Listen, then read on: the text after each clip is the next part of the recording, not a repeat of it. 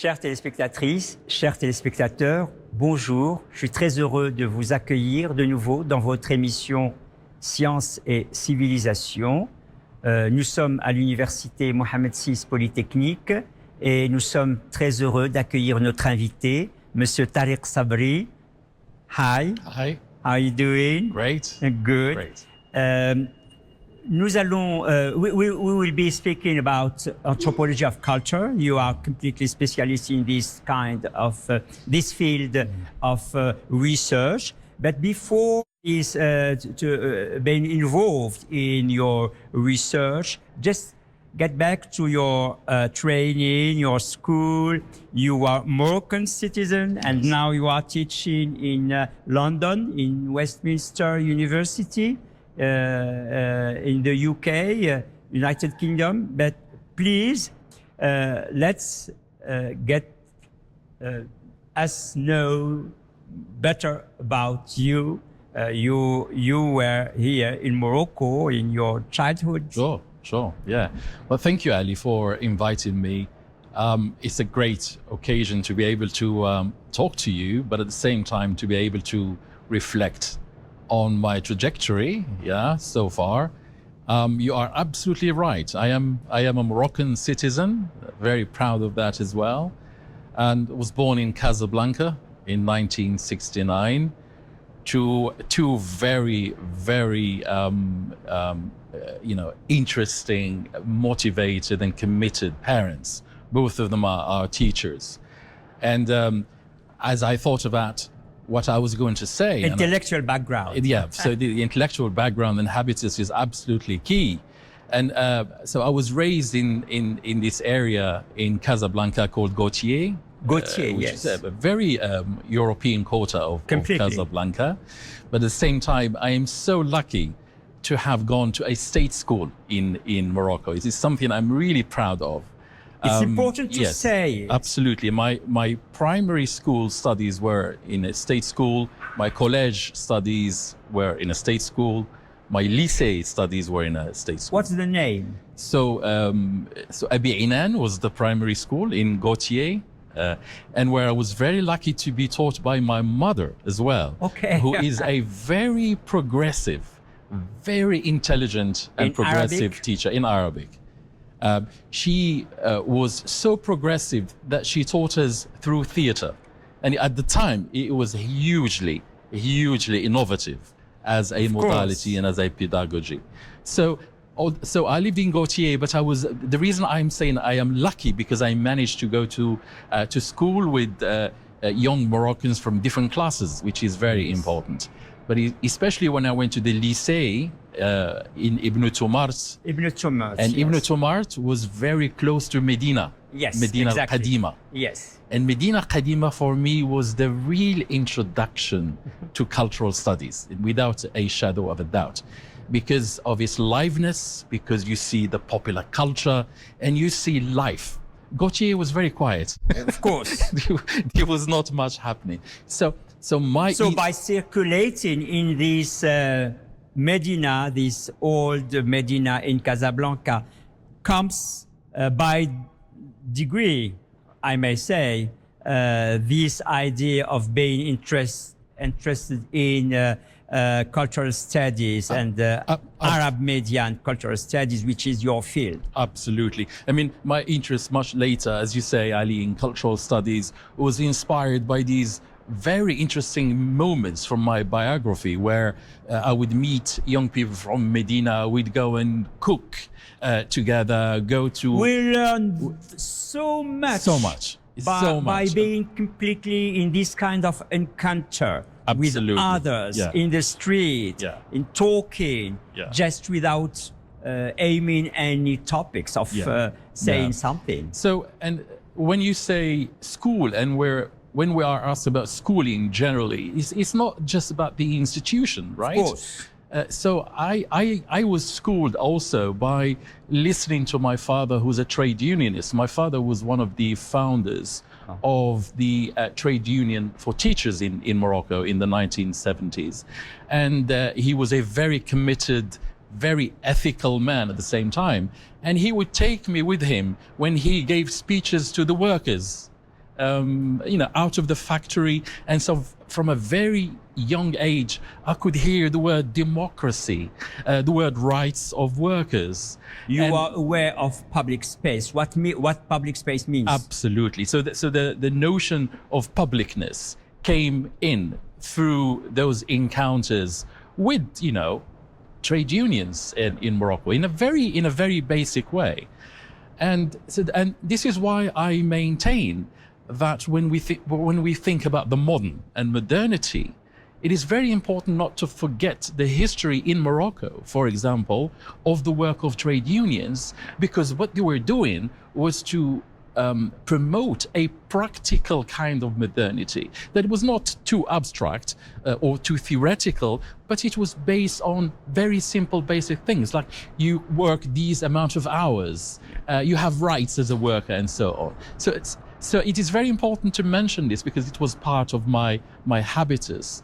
My mother was a feminist who believed in the rights of women as well, and so being at home was a way of being schooled. Yes, because school does not end just in what we call school as institution. Yeah. We still are learning in our environment, social environment. Yeah. But you did all this as a kind of field in research.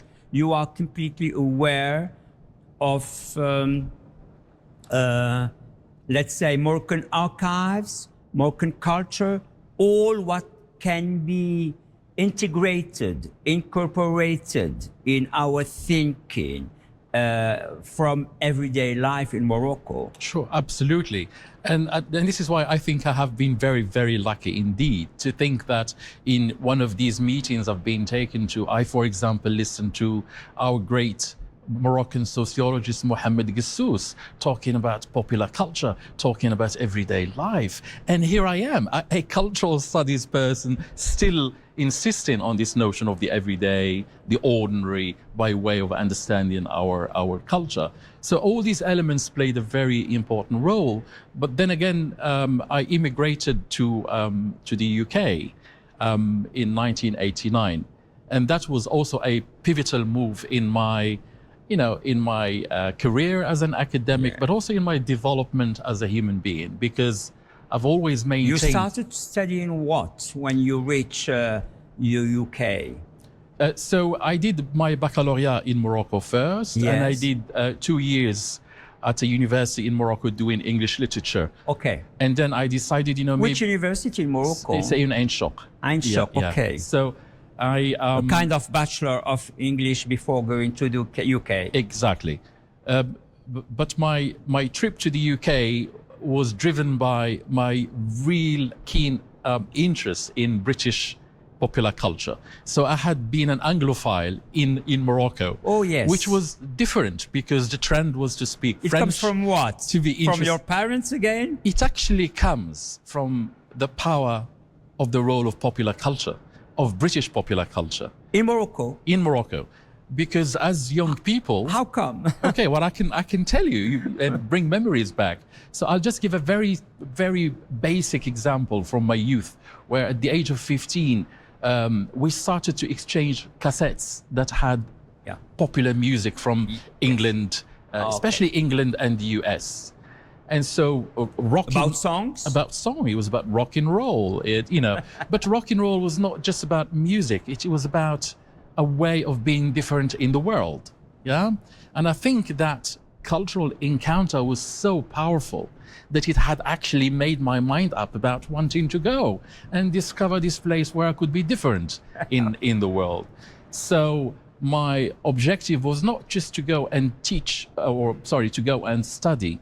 My objective was to go and be a wanderer, In the environment you already experienced through songs and so on. Absolutely. And it's so important to kind of emphasize the importance because of popular culture. Many young people are watching now to us, and maybe it's exactly what they are doing now, just discovering other cultures via songs, and maybe could be just a first step for something else. Yeah, because much later, I have understood that there isn't only one geography of the West or one geography of Europe, or let's say Britain, but there are two geographies. There is a mental geography, which is more of a symbolic geography, where you have popular culture. It is a phantasmagoric kind of geography. And then you have a physical geography. Again, when we think of migration today, we seldom give relevance to or importance to that mental symbolic dimension of immigration. That led me to actually leave my surrounding and go and live in the UK. But I had very humble beginnings. I worked as a fruit picker in a farm. I didn't go to London straight away. My father makes you mad. My father said, "Don't go to London, it'll be a shock. Start small." I said, Yes. "Okay, Dad, okay." Yeah. And I worked as a fruit picker. And when I did that, I've observed so many things. I became from the society. Yeah, I became an observer of Britishness from a very, very early age as well. Who was doing the fruit picking, how people behaved, how people drank, how they danced, and all that was fascinating. And then I went to London, which was hugely interesting as a city for me as a young man back then. And I worked in restaurants for a long time. And then I went to university. So there was a bit of a trajectory before I actually went into many heterogeneous steps. Yes. And so working in a restaurant in London was a way of understanding social relations, culture, food, drink, and talk, because it is through ordinary talk that we understand society. Yes. Right? Conversations, absolutely right. And then I applied to do a degree in media studies, and that was the launch of my career and interest in the media, in culture, in cultural studies. Because we have to say that there is in the academic world some department called media studies. Sure. So that's very, maybe it's not always known that there are these kind of departments. Sure. And exactly what you did as a student first, Sure. after being a teacher in the same field. Sure, absolutely right, Ali. In that, again, I was very, very lucky to have joined a university that had pioneered media studies in Britain and in Europe. So people like Professor Padis-Canel, who started to teach media studies in 1969, the year I was born, in Britain, and he is now still a friend of mine. He told me, "Tariq, I didn't know what to teach. We had liberal arts, we had a bit of philosophy, literature, but we had to think through the field of media studies as we taught it." So I was lucky to have been taught the field by the people who pioneered it. Yes. And which is also very, very important. I mean, the field of media studies compared to other fields like sociology or anthropology tend to be looked down on, simply because it is not thought of as a real discipline. It is not history. Because there are not so many texts. Yeah, it is not philosophy. It is not history. Because of the history of texts. Yeah. You are building new texts, and they are heterogeneous, not only text, Yes. multimedia, Yes. many things that through which we are communicating. Sure. It's your interest now. Absolutely. Because you don't want just to be focused on texts. Absolutely right. And this is one of the things that you learn immediately with media studies and cultural studies, is that it is not just a focus on technology or its use, but its relational structure. Because there is an involvement relational structure with society, culture, economics, ideology, contemporary culture, creativity. So there is a whole ensemble of things that come together with the study of media and cultural studies. And what makes the things really difficult, and it's a kind of challenge, it's how to bring all the life experience in the topic of academic work. Sure. No, absolutely right.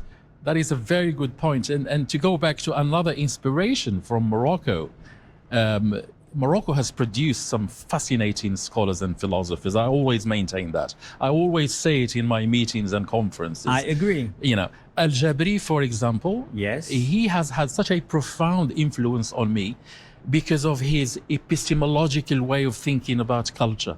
So he's invited us to rethink The Arab inheritance. the Arab heritage in a modern way, so that it is not just linear, so that it speaks to our present tense. Exactly.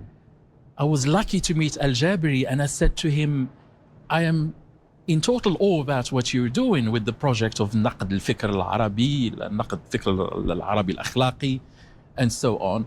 I said, but I said to him, how do we study the present? Exactly.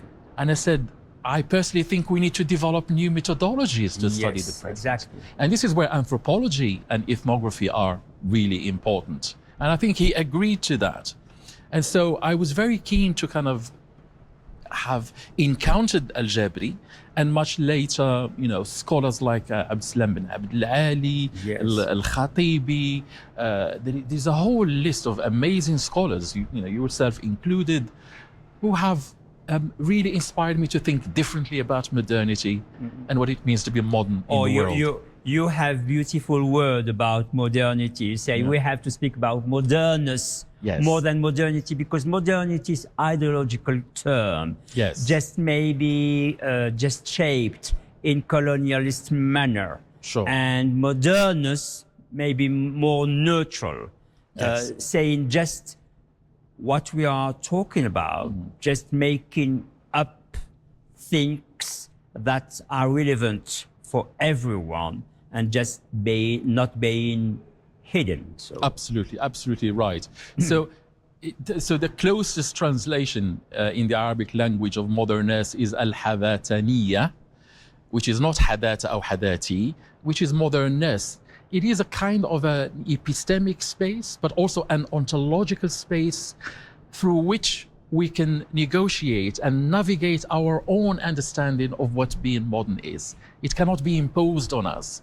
Yeah. It has to be inspired by our desires, by our lived experiences, by our encounters with the world. Not just with Morocco, but with the world as a whole. Oh yes, as you mentioned the word, you have also all this reflection with other scholars about unconscious, cultural unconscious, borders, thresholds, and all these concepts put together means maybe the way to improve our knowledge of this life experience, as I said. Yeah, and that's why Borders, thresholds, and cultural encounter. Yeah, cultural encounter is especially something I take very seriously, because I think it's a very serious event.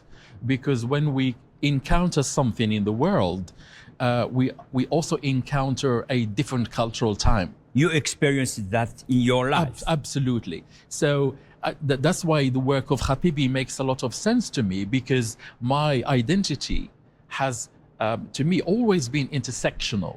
I have felt that there are parts of me that are European, part that are Moroccan, part that are Arab, part that are Islamic. I'm part of this rich, complex whole. And not Multiple one thing. belongings. It is a multiple belonging. But it's so important to remember that doing the encountering is an event, and we have to take it seriously. But the encountering also means we have to take media seriously, because the media are equipments through which we encounter different worlds. And you took it seriously when you wrote this book about screen, children and screen, and how they use screen. I think it's a very important issue now, how children are dealing with digital, with screen. Sure. And please let's share with us what you discover.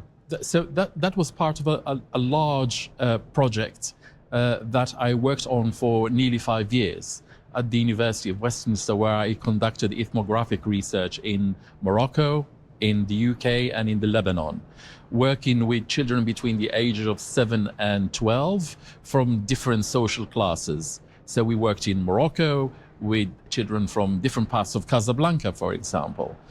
In Lebanon, we did the same thing, and we did the same thing with the UK. But just to try to summarize the importance of digitality and the notion of modernness that I've been trying to kind of communicate, I was totally impressed by the ways in which, in the case of Morocco, to give just one example, young Moroccans of the age of 12 at the age of 12, were able to mnemonically navigate between different media texts from different contexts. There was a family I worked with who were very working class, very modest and humble, but extremely generous, where the two children were able to talk about radio in Morocco and programs from radio in Morocco, Moroccan television, but they also watched Hollywood, they watched Bollywood programs, they watched American programs, French and programs. what comes from all these sources? Yeah, so what comes is a very rich transtemporal imagination that I didn't even find talking to children in London, because sociologically we seem to make a connection between status in terms of class and media consumption. Yet in England, most of the children we worked with were just watching English programs or American, whereas in Morocco, in this very small, modest place, here we have these two children who are able to navigate all these spaces, spaces that have taken them beyond their material realities. And I think that's just fascinating, because we make a mistake, not just in Morocco, everywhere, even in the UK, by not taking children seriously. We have to listen to their narratives, because they have a really important understanding of the world, of their position in the world. And to help them in interaction, to improve what could be very worthful for them. Absolutely. So when I question them about their identities, who do you identify with? Moroccanness came first. So I am first Moroccan, then I am a Muslim, and then after that an Arab. Because Arabic was... It's what they say. This is what they say. But it makes sense that they say, I feel Moroccan first, because they speak Darija. And again, Darija is this treasure that what we have yet to tap into, because it is the medium through which the Moroccans make sense of the world, their own world, and we have to take it very They are shaping seriously. their word with this language coming from their parents. Absolutely, absolutely. Yes, and just get back to your academic work, how all this Moroccan culture, your interest in Moroccan culture, is received in Britain when you are teaching, and how is it, does it interact with maybe other topics you are teaching? Okay, so my interest in Moroccan culture and Arab culture in general has been with me for quite a time. But I have to emphasize this positionality of a Moroccan diaspora in Britain working on Moroccan culture. I have to be critical of the West and Western academe to a certain extent, because in Western academe, the norm and the center is European, British culture, or American culture. That's the center. Whereas Moroccan culture, or let's say Zimbabwean culture or African culture, is always seen as part of area studies. In the margins. So and this is critical, but it's also important, because it puts me as a diaspora in a position of double absence, if you like, absence in Britain, although I have encountered great support, and there's been great work done. Real position, and without so on. doubt. And the double absence also comes from the fact that I write in English rather than French and we are speaking Arabic. in English. And I am actually speaking in English. But interest in cultural studies in general, but especially the notion of the global South and decolonizing now, is a huge topic in the UK, where I teach at the moment. Yes. And about this kind of work, about decolonizing, you are, I think you are completely involved in a journal of Middle East. Sure. What is it about? Okay, so I see the journal as part of my project, if I can say Your that research. in the most modest way, of my research on Moroccan culture, on Arab culture, media and society in general. I see it as part of that. And the book that I did on children in the Arab world is only a continuation of other themes that I discussed, like what is cultural studies, how do we define Arab cultural studies or Moroccan cultural studies, can we speak of subcultures of the Arab world? This is something I worked on much later. Okay. So there's been a whole kind of thematic structure to my engagement with the notion of Arab media, culture and society. And the journal was also important for that project because it's the first journal in the English language to engage with aspects of culture and communication, especially in the Middle East and North Africa. I helped co-found it with two other colleagues in 2007. So we're nearly 20 years into the making of this journal. And we see the journal as a vehicle, if you like, for engaging scholars, engaging students with what it means to think critically about our societies, about our cultures, and about our everyday life. That's very important. Yeah. Maybe the last question about Morocco.